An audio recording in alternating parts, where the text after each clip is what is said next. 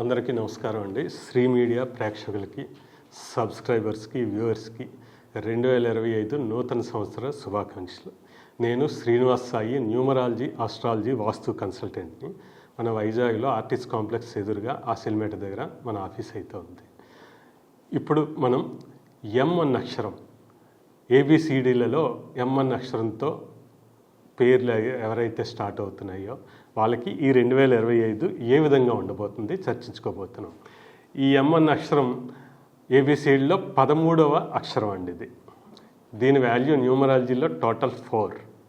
అయితే వీళ్ళకి ఒక మొండి ధైర్యం ఉంటుందండి, మంచి ఎనర్జీ కంటే మొండి ధైర్యం అన్నది చెప్పచ్చు వీళ్ళకి M1 అక్షరంతో. ఈ ధైర్యాన్ని ఒకసారి చాలా జాగ్రత్తగా వాడగలిగితే ఏ రంగంలో అయినా సరే సక్సెస్ అవ్వడానికి చాలా మంచి అవకాశం ఉంది. ఎందుకంటే మన చుట్టూ చూస్తున్నాము, మోహన్ బాబు గారు, మమతా బెనర్జీ, అలాగే చాలామంది మనకి ఎగ్జాంపుల్లో ఉన్నారు వీళ్ళు. అయితే వీళ్ళకి ఎవరైనా సపోర్ట్ గాడ్ ఫాదర్గా ఉంటే మాత్రము చాలా చాలా ముందుకు వెళ్ళగలుగుతారు.